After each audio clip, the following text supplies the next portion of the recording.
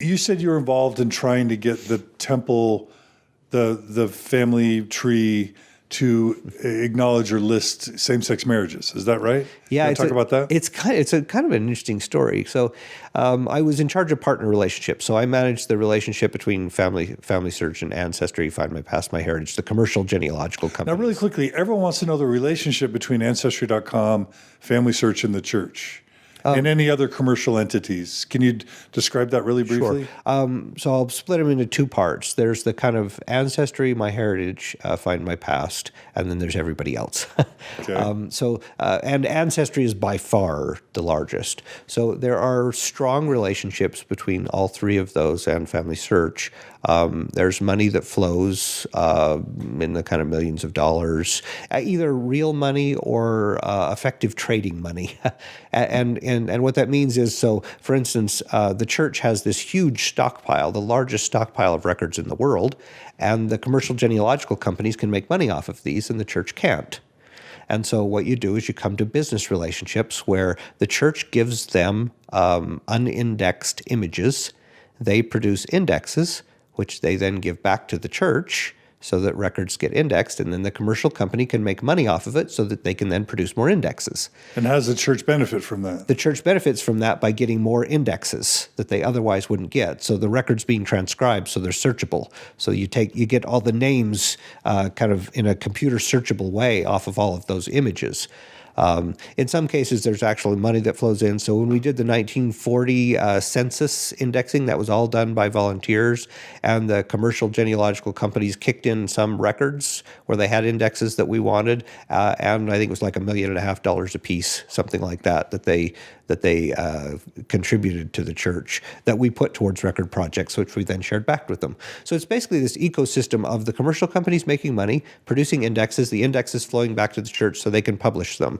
Usually there's a period of time where they're only available to church members, usually somewhere between 1 to 2 years, where the indexes are only available to church members, and then they flow out and they're available to the general public using the site.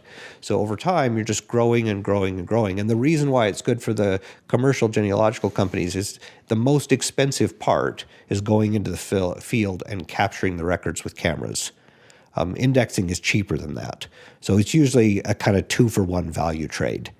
Where you're getting kind of 2 names for every 1 name the 2-for-1 in terms of images to index is kind of back because the cost of producing the image is more than the index. So you do a kind of value exchange back to them.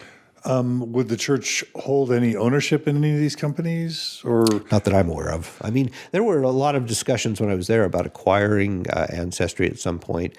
The general view from the general authorities is we don't want the family history department distracted by making money, because the church could commercialize FamilySearch and actually make it more than self-funding. It's the largest record holder in the market by far. You could commercialize that and turn it into a multi-hundred million dollar business, maybe even $1 billion business. But the general view, and it's come up a number of times, it did when I was there at least 3 times, either acquiring a company or just taking us commercial. And the general view was they don't want the department distracted by serving the general public. They were focused on providing services to members and focused on managing the temple name process. So for those who want to sort of paint the church as only caring about money, the church could commercialize that and make a lot of money, but you're saying they're choosing not to. Absolutely. Okay. Which shows, again, which reinforces this idea of sincere motives that you've been saying from the start. I've seen nothing but sincere motives. Okay. So you were going to talk about the initiative that you spearheaded to try and allow the database to show same-sex marriages. Yeah, sorry, I got distracted. No, I mean, why are so many people concerned about the relationship between Ancestry.com and FamilySearch and the church? Do you know of any theories or concerns about conflicts of interest or not that anything? I really don't know. There's a lot of people who think there's something weird between Ancestry and the church. There's a bunch of church members that think that the church owns Ancestry, which they don't. Is there an investment there, by the the way. There might be. I will say I don't track the church investment very much. If it is, it's not a very big investment because it never came up in any of our discussions, and I managed that relationship. So anyway, so because I manage the commercial genealogical companies, all of them, because they're out in the general public, support same-gender relationships in their trees. And we faced a problem in that the basic architecture of church systems, of family search systems, does not support same-gender relationships.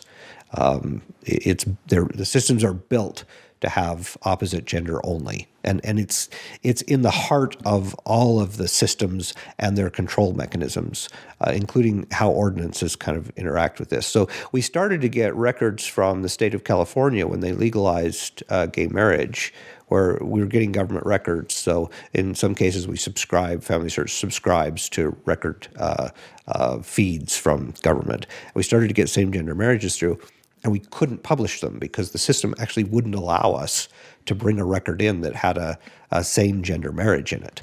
So we had to exclude those records, and it was problematic because it made it to where we couldn't publish the whole record set. And so it came up, and then along with the interactions between the family tree and Ancestry's tree and MyHeritage's tree and Find My Past tree, where they supported same gender, we had a problem because they couldn't synchronize those records into our tree, and so we had a problem in our interaction. So I basically said to the team, well, we just need to put them in, and pretty much to a person, every single person in the room looked at me and said, well, better you than me to take that one forward. And so I'm like, whatever, we need to do it. And I said, well, and so I talked to Jay, who was my boss at the time. He was the managing director of the department. He said, well, let's start with Kirton McConkie because they have an attorney who focuses just on LGBTQ issues. And that'd be a good place to start because if they're in opposition to it, we're probably going to be dead in the water. So I call up the attorney from Kirton McConkie and I go sit down with him, and I kind of lay out the problem for him, and he said, "I'm so glad you said that. I was afraid that what you were going to tell me is that you didn't want to put same-gender marriages in the tree, and you were going to ask me to justify that because you need to." Because the church has government relationships here, and at some point the governments are not going to let you have access to records if they see you discriminating and not publishing these. So you need to publish them. So it's great. Had the support of Kirton McConkie, went up. It took about 3 months. It worked all the way through. I did the initial presentation to the executive directors and then up to the Temple Family History Executive Council, and then one of the apostles carried it upward from there, but ultimately got First Presidency approval to add same-gender marriages in the tree.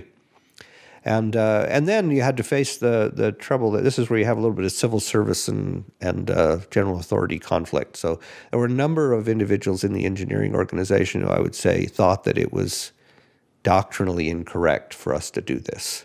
And by the way, one of the things that I basically said in this is the tree is not doctrine. The tree has incest in it. It has out-of-wedlock marriages in it. It has everything in it. It has every flavor of family interaction that you have because it's a record of whose parents are whose and what records and what kind of records exist for marriages and births and everything else. It's not a doctrinal thing. It's a representation of the human family, which includes everything. Also, the good, the bad, and the ugly. There are going to be people listed as parents that really aren't biological parents because somebody had a baby with another sort of a lover, but the parents don't know. So you find about this out with the whole other DNA with issue. The DNA stuff. I think a part of the terror of DNA has to do with has there been any infidelity of church leaders or other kinds of things that you find. And there's been plenty of this finding out your father isn't who you think it is. It's not like, doesn't happen all the time, but it happens regularly with all the DNA stuff that's going on. I think the church is slightly terrified of DNA stuff for a whole host of reasons. But I think they're finally starting to embrace it. I hear that they're getting pretty close to adding DNA into the family tree. So that'll be interesting to watch it happen. Anyway, so back to this. So it got approved, but a bunch of the engineers thought this was wrong and thought we shouldn't do it. And so it's been stuck. Last I heard, it hasn't been done yet. Hasn't been done yet. And this got approved in September of 2014. Engineers can override what the brethren... What they didn't override it. They just said, "Oh wow, this is a serious architectural problem," which it was. To be fair, it requires basically disconnecting to some extent the ordinance systems from the tree, because it means you have right now any marriage that you add into the tree can produce a sealing, because it only allows opposite gender marriages. Now you have to say there's one rule for the tree and another rule for ordinances, because you don't want to allow a same gender marriage to be submitted for ordinances in the temple. Yeah, that would not be good. That would be a problem doctrinally. So anyway, it's gotten held up. The last I heard, it's supposed to be released sometime this year. It will emerge. They did a press release last year, finally, where they announced that it was going to happen and said it would happen sometime this year. So we'll see. I think they've been dragging their feet on it forever. I pushed pretty hard while I was there. The funnier one, though, was when we started having photos be added onto Family Tree. And the SVP over product he's a funny guy. We had a kind of fun relationship. But so he basically said, we cannot allow any public displays of affection in our photos for gay people. And I'm like, why? It's like, well, the church would never want to have two guys kissing on FamilySearch. Like, okay. I think we ought to take this up and have a discussion. Let's put up a few concepts and take it up to the council and see what they say. Because I said, really, Craig, you want me to put a policy up on FamilySearch that says, because I have to post this somewhere. We take calls on this and we have to screen these photos. So I have to put a policy up that says, if you're gay, you can't show any. So that Mormon mother who has a gay son who got married and wants to post their wedding photos as a part of her collection, we're going to tell her no. Better you than me. This is me in the opposite one. Better you than me on this. In the end, we kind of came down, and I basically said, from just a PR perspective, I think we have to be equal. Whatever we say about gay couples, we have to say about heterosexual couples. We can't mix and match. That's a public relations nightmare for the church and for us to say that we have a policy up on the site that actively discriminates against gay people. That's just, no one wants that. And in the end, what we agreed was the same policy. So no public displays of affection. So no kissing. By the way, the other thing I said... Straight or gay. Yeah. So by the way, the other thing I said is, how do you know it's a gay kiss? How do you know when it's a father-son kissing? Or somebody else? How do you... Is there rainbows that sprout out when it's a gay kiss? I want to know this, because I don't get how you get there. Because I had a responsibility for the group that did the screening. And it's like, no. Yeah. Anyway, so it's just funny things that you have that you never expect and that you have to deal with. And this was one of those. So I've got a million questions from our listeners just about the church and genealogy. A lot of it we've already answered. Before we jump to that, were there any true ethical dilemmas or disconcerting things you witnessed? You've talked a lot about how much you loved it, how great the leaders were, how inspired it was to see people really involved in the work. So the record is clear that you had a lot of amazing experiences. Were there any problematic experiences or ethical dilemmas or shady things that you saw happening that were disturbing to you other than what you've already talked about? Nothing shady. I mean, I don't think there's anything shady I ever saw that went on at the church. I don't know, ethical dilemmas. I don't know, maybe. I'd have to think a little bit about that, I guess. There's nothing that jumps into my mind. Nothing where you were angry and fighting for something or just really sick into your stomach because someone made some decision or some policy or someone did something? No, I mean, I had plenty of disagreements. I think the church spends too much money on family history when they could do more of it through partnering. So I think the church could focus exclusively on members. And actually, if it were my choice, the church would focus exclusively on members. They'd take FamilySearch private and they would allow the commercial genealogical companies to make money on it and then funnel that money back into FamilySearch to produce more records. I think it would be a more efficient use of church funds to allow the commercial companies to actually make money. Because right now, to a certain extent, FamilySearch competes with the commercial genealogical companies by making everything free. And it makes it harder and the bigger the collection gets on FamilySearch, the more difficult it is for the genealogical companies to make money off of their records, because you can just go to FamilySearch and get it all free.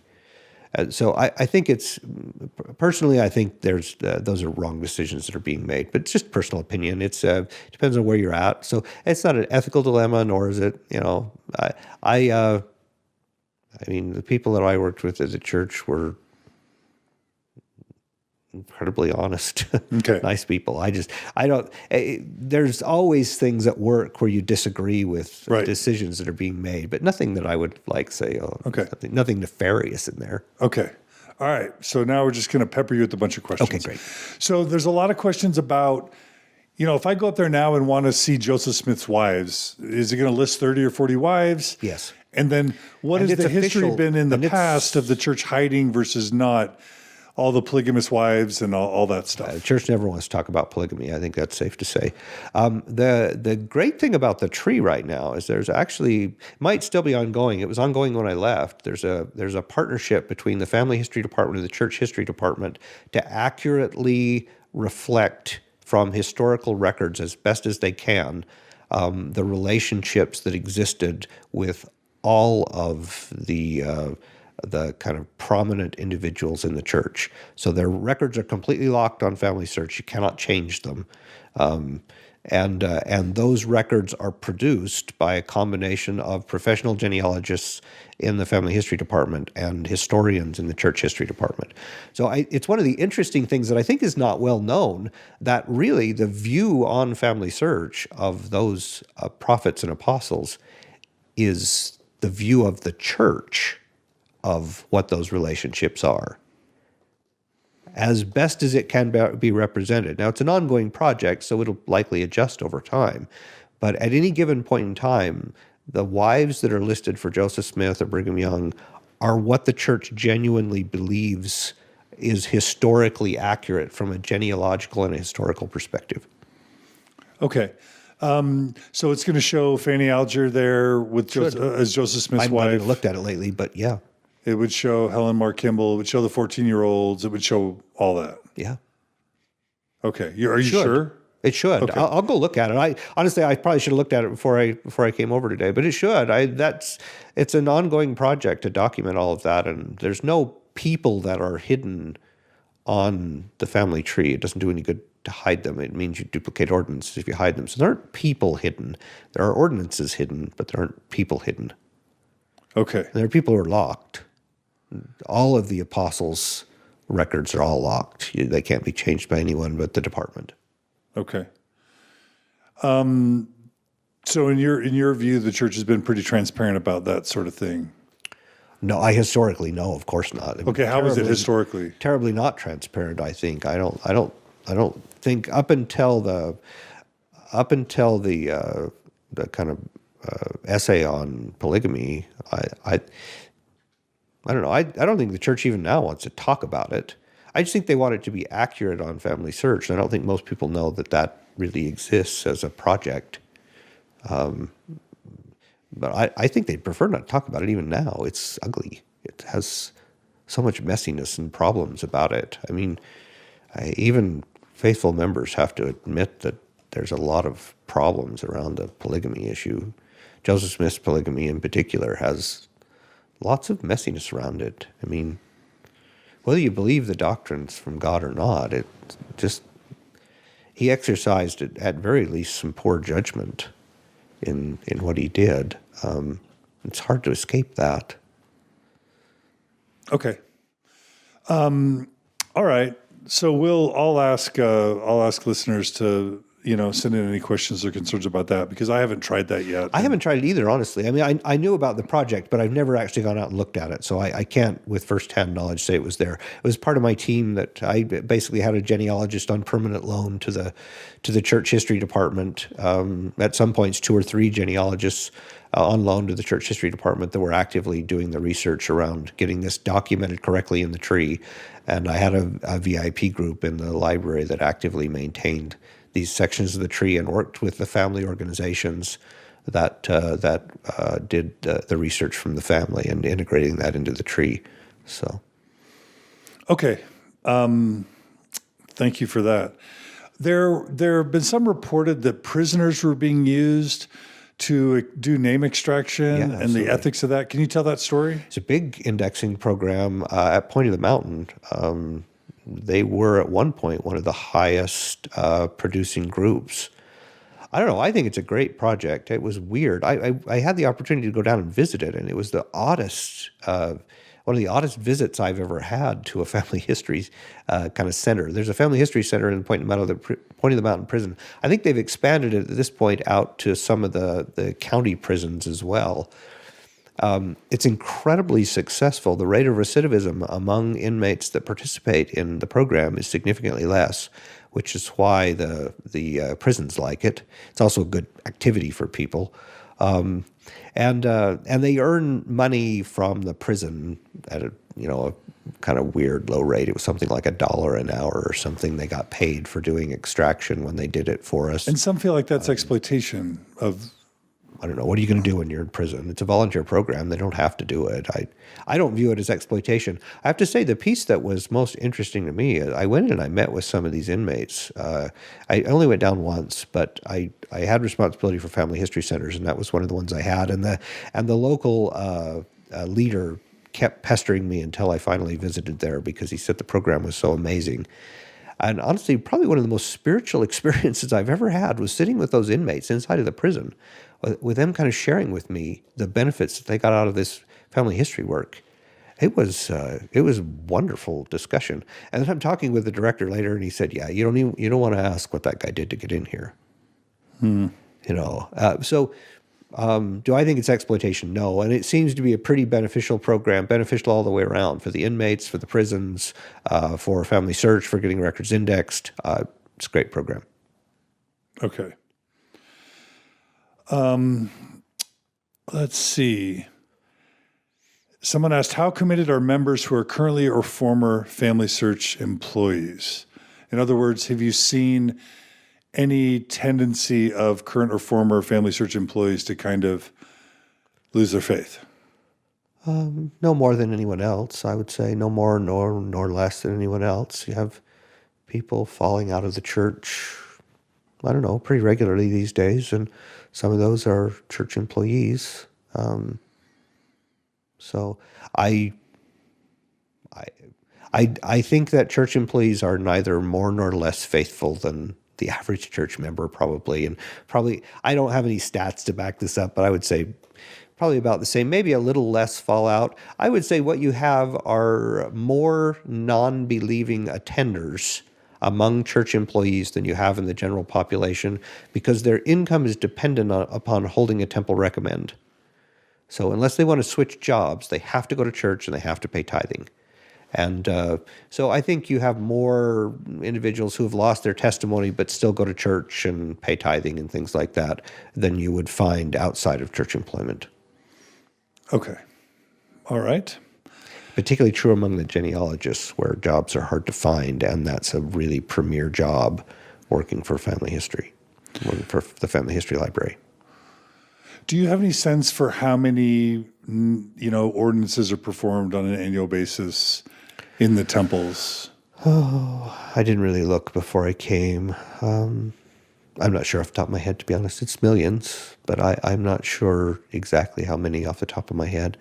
I mean, somewhere around 6 to 8 million baptisms is kind of what sticks in my head, but I wouldn't quote me on that, and I'm not confident of that number.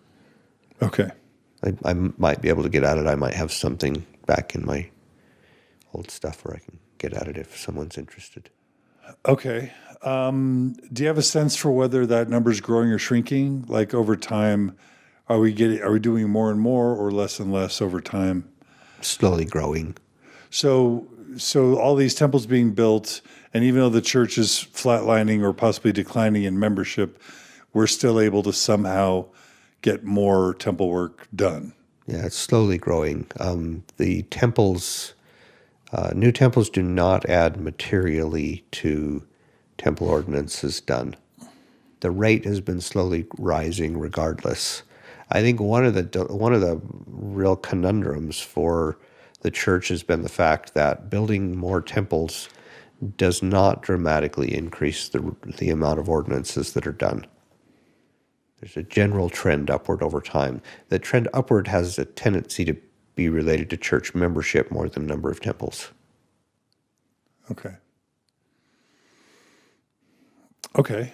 All right. Talk about sometimes I've read about fake names being submitted. Mickey Mouse, Thor Ragnarok, and even people performing ordinances for fake names that were submitted either to fool the church or whatever. Can you talk a little bit about the history of that and what you've seen about that? There's probably every name been submitted into the family tree that you could imagine. There was a whole family of Mickey Mouse with Minnie, and I think Donald Duck and his family got submitted. I don't know about for temple ordinances, but definitely into the tree. I would imagine some of them have been submitted for temple ordinances. Just about anything you can imagine has been submitted at some point or other, both because people are pranksters, and there's a certain amount of church members who are kind of past the point of mental competence that continue to work in the tree and submit, and you have to try and manage around them. So yeah, it's out there. There's a policing effort. There's a group inside of FamilySearch that actively polices the tree for fake information and removes it and suspends accounts for those that are actively involved in doing it. It's kind of funny. You've had people have put their dogs in the tree. You've had, like I say, almost anything you can imagine. When you have millions of people interacting on the tree every day, you get lots of funny, weird things that happen. And so would people have had, do you think it's realistic that people would have gone through and performed ordinances for names that were submitted, fake names? Yeah, I don't know, but sure. I'm sure there's been fake names done. I don't think there's any question. There's not strong enough controls to keep all of that from happening. So do I think Mickey Mouse has ever gone through? Maybe. I think somebody probably would have caught it in the temple if they saw a Mickey Mouse on their card. Although the fact is, there could be somebody whose name is Mickey Mouse, so you never know. I mean, there's stranger names out there than that. There's some pretty interesting real names in the tree that don't look like real names. So anyway, there's effort to try and stop it, but some of this stuff just happens when you have millions of people interacting with billions of names. Okay. Talk about the Hitler and Eva Braun thing to the extent that you know about it. And been submitted lots of times. Lots of times. Well, would there be a policy around that? Absolutely. There's a policy against talk about famous that. names. Talk about that. There's a policy against famous names being submitted. Some of it happened prior to the policy. The policy came about, I think, because of some of these. But really, I would say almost every single famous or nefarious person in history has had their ordinances submitted at some point and probably has had the ordinances completed at some point. I can't think of hardly any that probably haven't had their ordinances done. These are all restricted, so you can't see, even if you're a member, you can't see ordinances for these individuals. The records are restricted and the ordinances are hidden. But almost all of them have had ordinances done. Some of them have been invalidated because they violated policy by submitting them. Some of them haven't. All the founding fathers have been done. I don't know. Like I say, almost. If you go back, right now, I think there's a lot more controls in place around it now. So I think it's happening less often. Although there was a big incident. I can't remember who was. It's either a president or a presidential candidate that ended up having their parents submitted for ordinances, and one of them actually got through and got completed just before I left. Because it's hard to keep track of who are all the famous people that people might find and then submit and keep a list of them. But if you go kind of pre-1970, I'd say virtually every single famous person in the world that anyone would have identified as a member had ordinances submitted. Like, same problem with the Holocaust victims, but I suspect every U.S. president through 1970, probably lots of sports figures, lots of actors. Got it. Everyone. Church members have been very active in this space, sometimes because there wasn't any policy, and other times just because they either don't know about it or don't care about it. So just something I'm on the website now. I'm on FamilySearch.com trying to search about Joseph Smith. I'm able to locate him. So I've logged in as me. I've been excommunicated. Does that affect my access to information, the fact that I've been excommunicated? We'll be able to see ordinances. I don't think there will be any names that are hidden from you. There might be. Is it not showing anything for So I'm able to find Joseph Smith, but it won't tell me who his wife is in this view that I'm looking at. It won't tell me anything about his wives or his children. It should be there. Yeah, I'm not able to find it. So I'm just curious if I'm doing something wrong or... I can look if you want. Okay. See what I can see. No, it's okay. I won't make It's been the a while audience. since I navigated. I'm going to ask our audience to try and find Joseph Smith and his wives. I honestly have not gone to look at it, and it's possible that they've restricted the views on some of this. It's possible to do it. I mean, the system allows for names to be restricted from view. I did not think on any of the prophets they were restricting the view, because those families actively work on that project, and they use FamilySearch to do their... So I'm going to ask my listeners right now. We've got over 150 people that are watching live. Try and find Joseph Smith and his wives using FamilySearch. It's not letting me find it. I don't know if that's because I'm John DeLynn, if that's because I've been excommunicated, or because they just kind of make that hard. But it's allowing me to add a husband or wife or children to Joseph Smith. It won't, actually, if you try. Well, no, it's giving me the option. If you try and do it, it'll tell you can't because the record's locked. But it's not letting me view his tree. Huh. That's interesting. So maybe they have hidden it from view then. So listeners, please try. And if anyone can post a link to how we can view that, I would love to view that real time during this interview. But for now, I'm not able to find that. Okay. Let's see. Okay. Somebody wrote this. So the assignment of temple names. Now, I'm sure you don't have anything to do with when somebody goes in the temple to receive their endowment, they're given a new name. That has nothing to do with you, right? It's all in the temple department. None of that's in family history. Okay. Did you have any connection to any of that? Is any of that information stored? Not that I anywhere in the records? Not that I know of. Okay. I don't believe in the ordinance records that's stored. If it was, it's not anything I ever saw. Okay, so that I won't go into that then, since that's not connected to you. Okay, so can you say anything about sealings? About sealings being broken? About people being sealed to multiple people? Specifically, the idea of men being able to be sealed to multiple women, but women not being afforded the same opportunity for multiple husbands. Any experience or feedback on that dilemma or conundrum?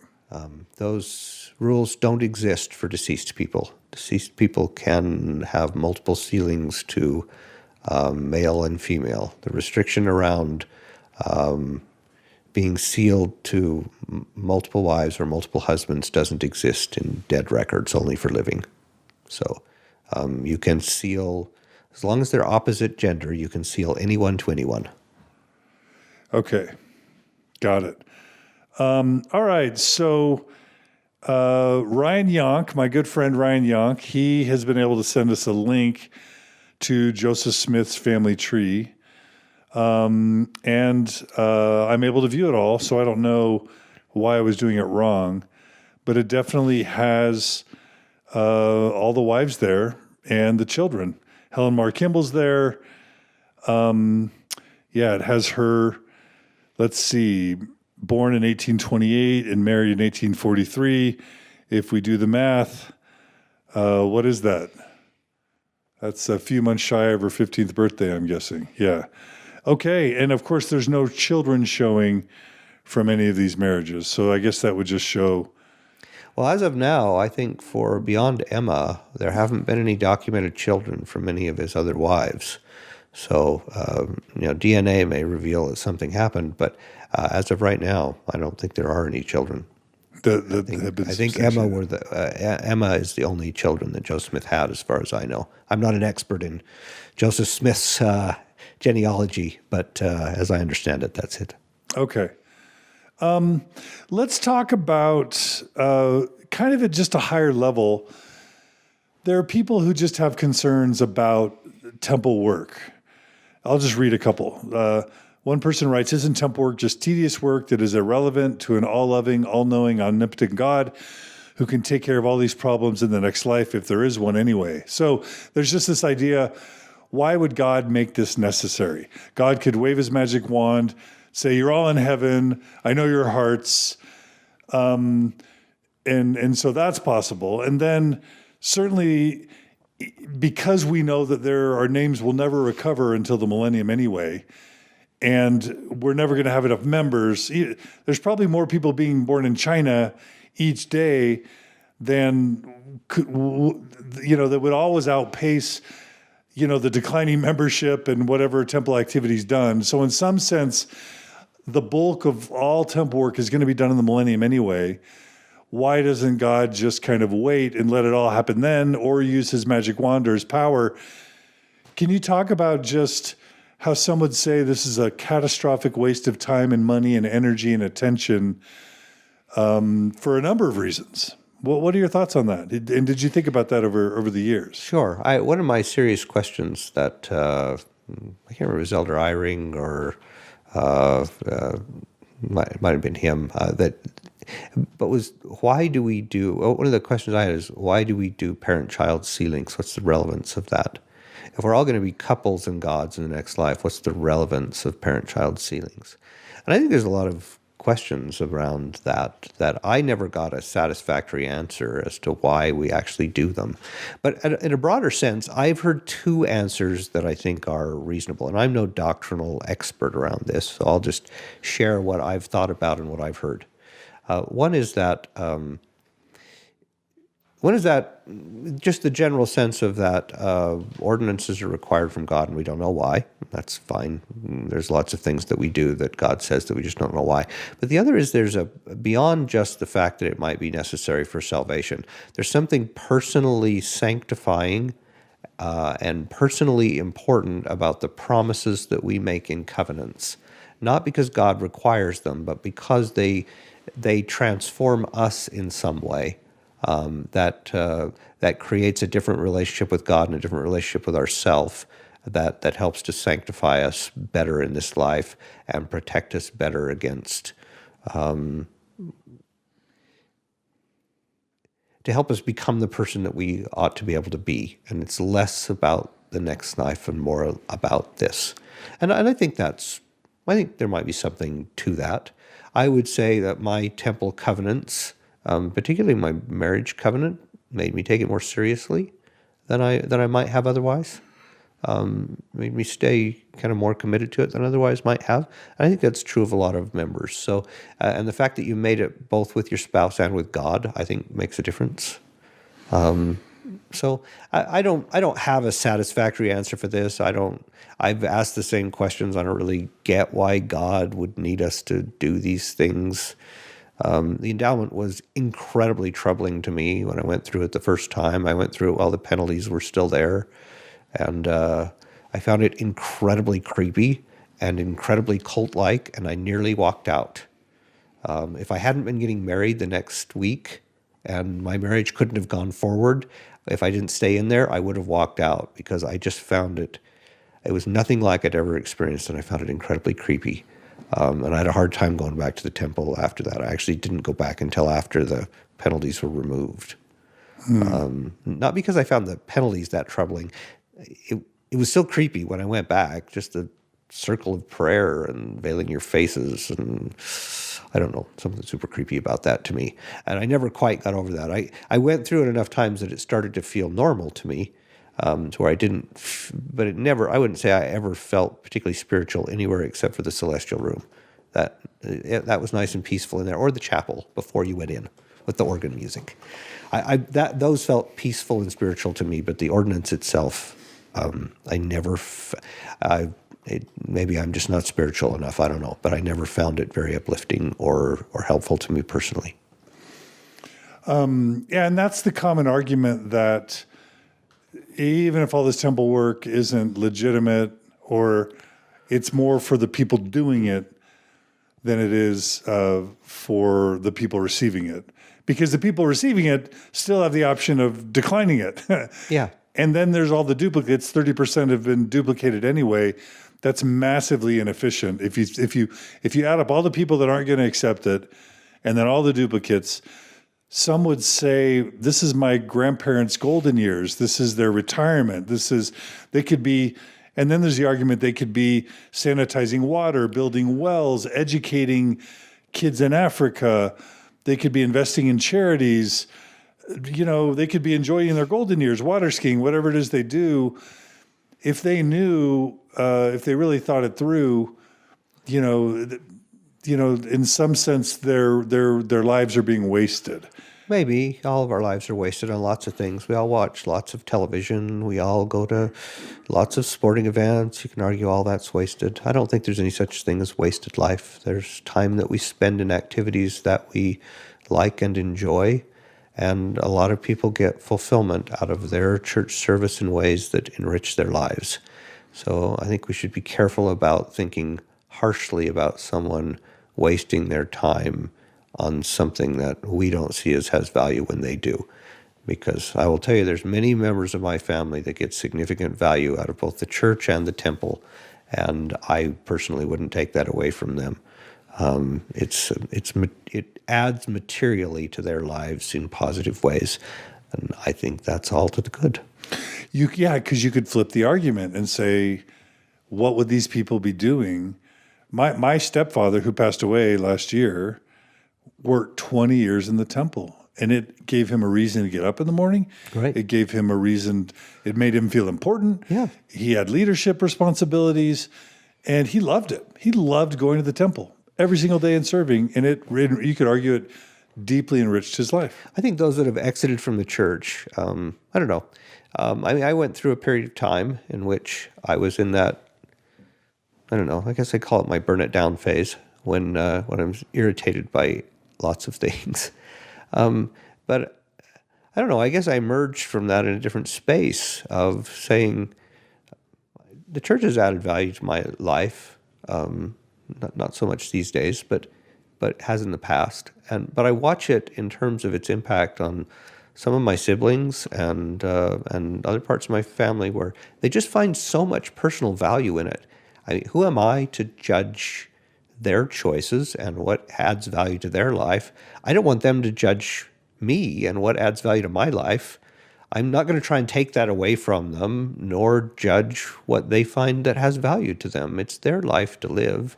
And if they have questions about why I'm where I'm at, I'm happy to answer them.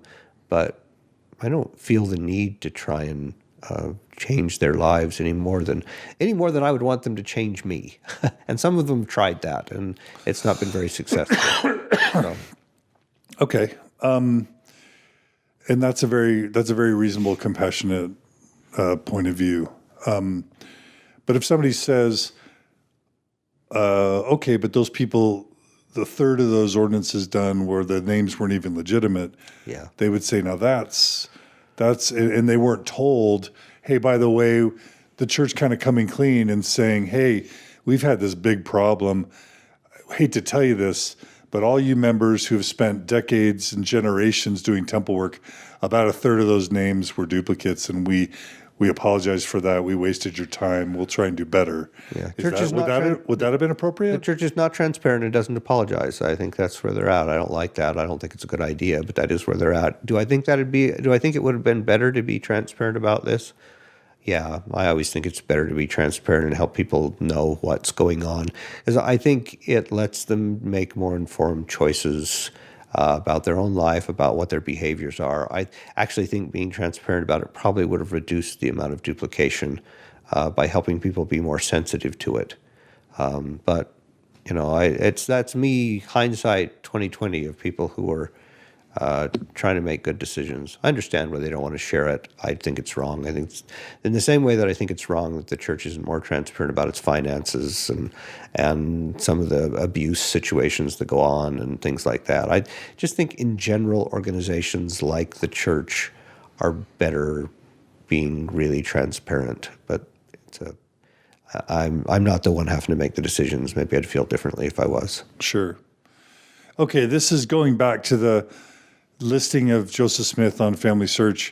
I just have been scrolled through it a little bit as you were answering. It's actually mentioning children of Joseph Smith with some of his plural wives. So it's got Joseph Smith married to Phyla Fisk and a child listed Barnabas Smith. It's got Joseph Smith Jr. married to Ann Whitaker, and then it's got Mary Dixon Hattersley and Elizabeth Whitaker Hattersley as children. So it just proves how wrong I can be. No, I'm just wondering. No. Well, look at that. Like, does that mean if you said this is the church's view on Joseph Smith? I would say with some degree of confidence this is a combination of family history and church history's view of what is documentable by records. Because this isn't, we can see who added it. I don't know if you can see or not, but... But you're saying that the church would have vetted this and only approved it if it reflected the church's understanding. I can tell you that there's... Because wouldn't that be global news? Actual children of Joseph Smith through plural wives discovered? Because you've got Brian Hales and everybody's saying there was no sex or little sex or no kids, and so that proves maybe polyandry. Pretty clear was not sexually. Pretty clear there was sex going on in some of those relationships. I would just say historically, it's pretty hard to argue that. I can't. None of these names look particularly familiar, and some of them are in some unknown contributions. I don't know. I mean, I'm not absolutely confident, but I will say this. There's an active project, or there was when I left, where we had genealogists and the church history department actively maintaining this tree. It cannot be changed by the general public and can only be changed by the department. And from my perspective, this generally reflects, maybe not every single item on there, but this generally reflects the view of church history and family history around the genealogy of Joseph Smith. Be interesting. I really haven't spent any time in it, but it'd be interesting to go and look at the sources that are attached, because generally they've been attaching sources as they go. So there's source documents that they're referring back to.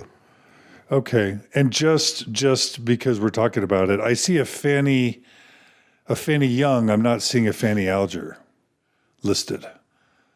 I'm not sure. Okay. All right. Well, that's why I say I had people that were working on this, but it was something that it was a small project in the background that I knew was going on, but I didn't have a lot of personal involvement other than assigning people to go work with church history and knowing that it was happening.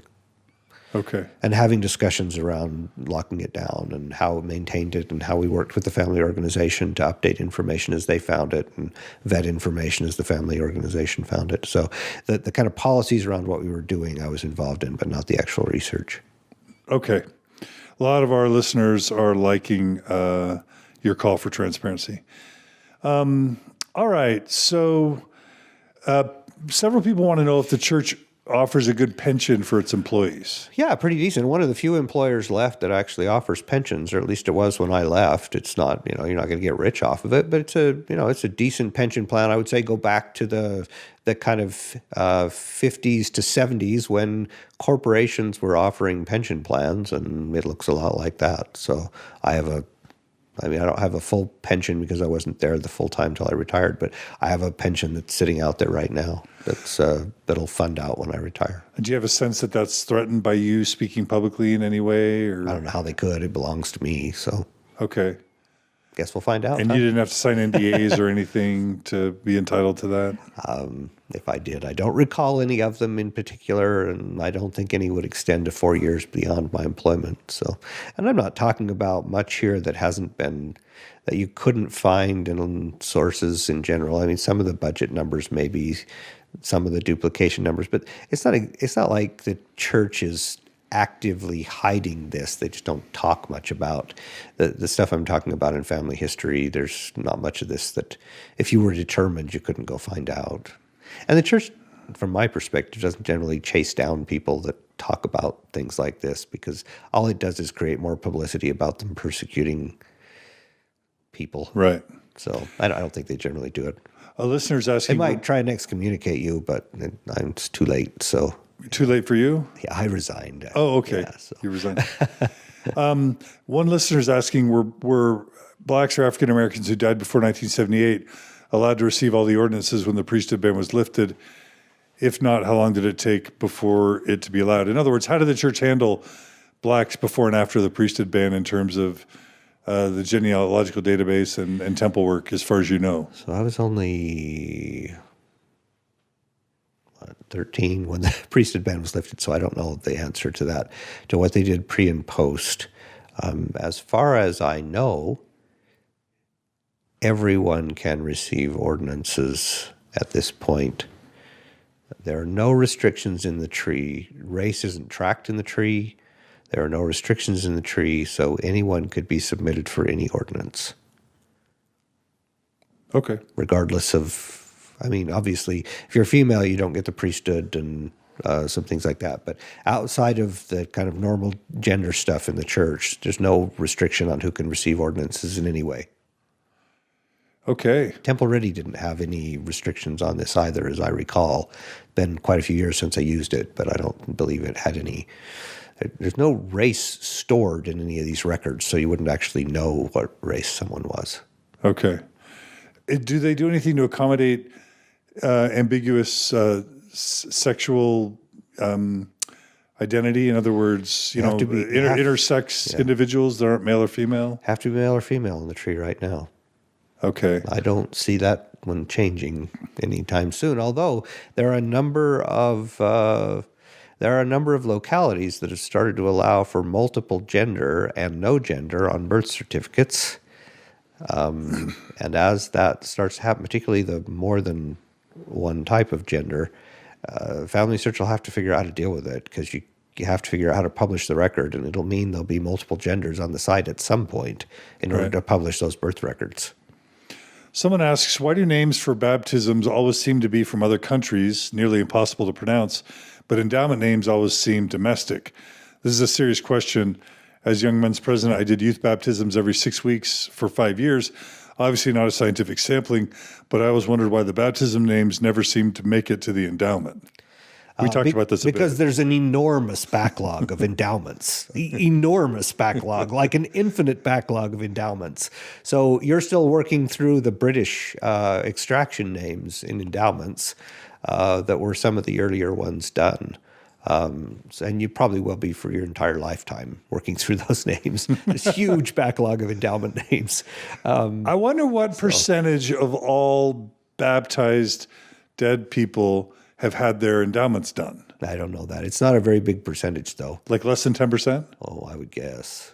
I guess. I don't think we've thought this through. I don't know what percent. I honestly don't know off the top of my head, but it's a smallish number. I mean, just the pure numbers that you can do of baptisms. Now, the baptistries aren't open as many hours as the endowment rooms are a day, but even with that, you can have the baptistry open for half an hour and do more names than you can do in a week in endowment. So that's the reason. And the newer names would have to do, at least if they're names now, it would primarily be because members are submitting from other areas of the world to the temple names for them to be completed. And when I left, at least, there was still some personal extraction projects going on that are extracting records from some of these countries. They had moved outside of Britain into, I think, some of Eastern Europe and some of those areas with extraction when I left. So if they're back to using extracted names, which as far as I know, they're not. As far as I know, the department's completely self-sufficient on member-submitted names at this point. But if they've moved back to extracted names, that might be why, because they were doing Eastern European countries for the extracted names when I left, just before we stopped. So, but I think they're completely self-sufficient.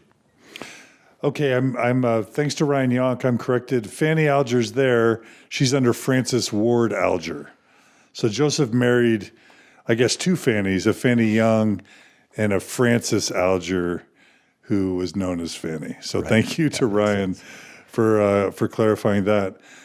Okay, was there ever a talk have Chinese names entered the baptism sort of pool? Sure. It would seem like if you could just tap into some Chinese census or some big Chinese database, you'd have baptism names galore for as long as you wanted them because of the population differential. Same with India. Mm-hmm. If we could just get records from India and China, that would pretty much fill our needs for generations to come. Yeah, I don't think there's an issue with temple names at this point, but it's more complicated. The problem is there's no real database of Chinese names per se. Genealogy is not a big hobby in China. And the problem is getting people who can do the transcription for Chinese names. I imagine you could pay for it to be done commercially, but it's not been a big focus of the church. Getting access to records is difficult. A lot of the Chinese archives may or may not allow access for filming, so the Chinese collection is a relatively small one within the overall collection in terms of digital images that you could index. Getting them indexed is hard because you don't have many members that speak that language to be able to do the transcription, so you'd almost have to do it commercially. And there's no commercial value to the records from a genealogical standpoint. So there's not many members. We don't have many records filmed. They're hard to get indexed, and there's no commercial value to trade with them for the commercial partners to get other records out of it. So it's kind of a perfect storm of not doing much in China or India, for that matter. But it's an opportunity, possibly. In the long run, sure. Yeah. Yeah, obviously there's a lot of names there. And I'm not super familiar with the Chinese names. Korean names are really well documented. If you have Korean ancestry, it's some of the easiest to research because they've been keeping family books that have genealogies in them for generations. So you can basically go get the family book and get your ancestry back to, 300. Okay. This sounds like folklore, but somebody writes in, Tim writes, I knew a woman who sealed herself to Elvis. Is that theoretically possible that someone could have done that? And if so, how could they have done that? Oh, if it was a long time ago, not now. Elvis's record is definitely locked in the system. You wouldn't be able to. Because they lock famous names, like you said. Yeah. Yeah. So I wouldn't think now, but how could they have done it in the past? Sure, because you just submit it and. But how would a live person seal themselves to a dead person? Oh, live person to dead person? No, they'd have to make themselves dead to seal them to a dead person. And then arrange someone to make the sealing happen. Yeah. So anyway, it's anything's possible. But a live person to a dead person, no. And there were early in the church, there were live people sealed to dead people during that period in which they were doing the law of adoption, where essentially I would seal myself to someone who I thought was very likely to go to the celestial kingdom, so I would know that I was on my way there, and I would have a companion there. So a lot of the early apostles, it's a part of the mess in the genealogical records, particularly around sealings, because you have to separate out what was a true sealing where they were actually married versus an adoptive sealing where somebody sealed themselves to that person because they wanted salvation. There were men sealed to men, right? Absolutely, yeah. In the early days of the church with this... I've seen a bunch of the gay community say, this just shows that the church supports gay marriage, and I'm like, you don't understand adoptive sealing then, because it has nothing to do with that. Think of it more like a child-parent sealing when it's two men sealed together as opposed to... This is not a marriage. It was never intended as a marriage. Think of it as a child-parent. That's really what it represented. For the women sealing, I think in some cases, in the early days, I don't think there was a good definitional difference between child-parent sealing and spousal sealings. It was just sealing.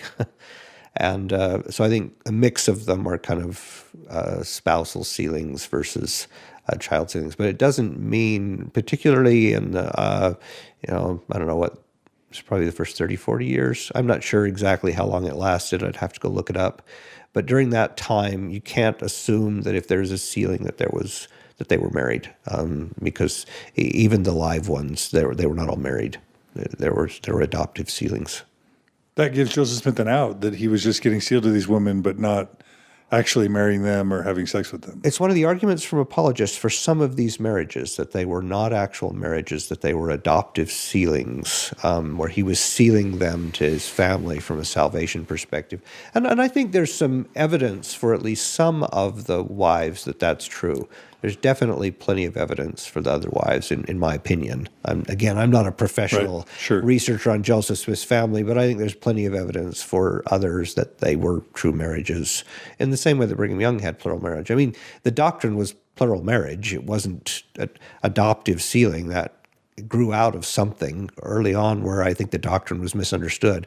But plural marriage is pretty clear. That's marriage. That's sex and children and everything else. So I think those that say that Joseph Smith didn't practice that are wrong. So a lot of people are concerned about one of two things. Let's just say they've resigned from the church or excommunicated, and I'm assuming that in the church's mind, those ordinances are all nullified and canceled, right? As I understand it, I'm not how that works is a good question, but as far as I know, there are no ordinances for canceling ordinances. But as I understand it, from a church perspective, they would consider them canceled. So you're pausing as you respond to that a little bit. Like, I mean, if I die, I'm not an expert on this process, and it happens within the office of the first presidency, not in other places. So I think it is an administrative action as opposed to a priesthood action. And given how priesthood blessings are given how priesthood ordinances are done, it seems odd that you would undo them with an administrative process. But that is how it happens today. So this is why I pause. It's not because I know anything. Yeah. It's because it seems illogical to me and always has. I mean, I had people on my team that invalidated ordinances. They invalidated ordinances under policy, but... Meaning what? Give me an example. Deceased ordinances where they were performed incorrectly, I had people on my team that invalidated them. If they were performed not in accordance with policy, even though they were performed and accurately performed, we would still invalidate them. So that they didn't go to the first presidency. So if somebody submitted, are you talking about post-manifesto polygamy? No, I'm saying Sealings? If someone submitted ordinances for someone that they should not have submitted ordinances for, my team would invalidate those ordinances. But that's not a priesthood action. It seems odd to me. It always did seem odd to me that you would use an administrative action to undo something that is a priesthood ordinance. Okay. But it is. That's how the church does it, as far as I know. I didn't work in membership, so I don't know how membership does it. But as I understand it, they consider them invalidated. So if I died, could my, let's just say my niece or You're going to nephew- be baptized and you're going to have your ordinances done. Just live with it. There's nothing you can do about it. It's just going to happen. You're going to be sealed to all of the spouses that you divorced. You're going to be, all of them will have their ordinances done. It's all going to happen. There's nothing you can do about it. Just, if you don't believe it, you don't believe it, and it doesn't matter. But there's nothing you can do to stop it. So just move on. Some people are like, can we create a do not baptize registry? You can create all the registries you want, and the church will pay no attention to it whatsoever. Unless you're a Holocaust. Yes. So are there any other exceptions that were made other than Holocaust descendants of Holocaust? Every request that came in, and my team answered all of these, the answer is no. We don't put blocks on people for ordinances. Why did the Holocaust victims get an exception? Because they made enough of a PR stink, and it was bad enough public relations for the church that they made an exception.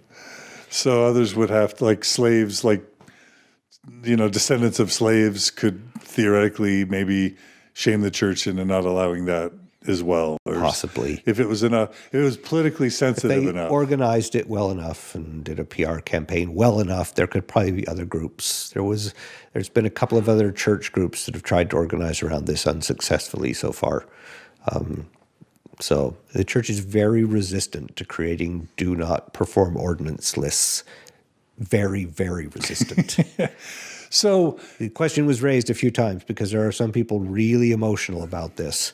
that contact FamilySearch and say, I absolutely, with no question, don't want my ordinances done. We're like, I'm sorry, we can't promise that. And the fact is, they will be done. Particularly if you're a former church member who's resigned or been excommunicated. Well, excommunicated is a little more complicated because technically the record gets flagged and the first presidency has to approve rebaptism there. But chances are you will be. I mean, we're talking hundreds of years here that the records are there. And eventually some ancestor 3 or 4 generations down is going to figure out how to get permission and get your ordinances done because that's what members do. I mean, really, it's going to happen. So on the one hand, I understand the argument that it's all made up. If you don't believe it, it's all made up and it doesn't matter and it's just a kind goodwill gesture.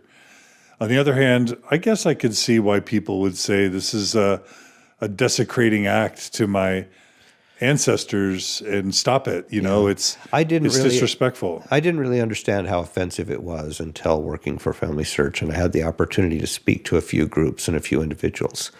And then I understood the depth of emotion that they had about it. And I think it's wrong. I think it's wrong to baptize these individuals where the family members feel so strong about it. So I'm a little flippant about it, and I don't mean to be that much. For former church members, sorry, you're just stuck. For everyone else, I do have sympathy around this, and I wish that the church would actually modify that policy. And quite frankly, for former church members who find this personally troubling, that they're going to be baptized at some point and or sealed to a spouse they don't want to be sealed to. I personally think the church should figure out a mechanism to allow this not to happen. But I don't see it emerging. I saw no discussion or appetite to even consider this when I was there. So maybe it will at some point, but I wouldn't expect it anytime soon. Okay. And I guess the fact that the church is really trying to push members to just do their own ancestors, at least is a sign of goodwill that they're trying, right? They are trying to actively enforce that. There are a number of rules in the tree now that require you to actively assert that someone is related to you. And if it's distantly related enough, it actually has to go through a review process. So I would say that the church is genuinely trying in good faith to reduce the amount of ordinances that are performed for non-family members, for individuals who aren't family of church members. Okay. Family is a very loose definition, by the way. What does family mean? So if I go back 5 generations or 6 generations or 7 generations to my great-great-great-great-great-great-grandfather, and then I come down, right? Are all of those people related to me? Right. Well, kind of. And there are church members that make the argument, well, we're all descended from Adam, so we're all related. And that doesn't hold up to church, to the policy around submissions. But there's an argument to be made for some of this that I think makes it more complicated than it looks like at face value.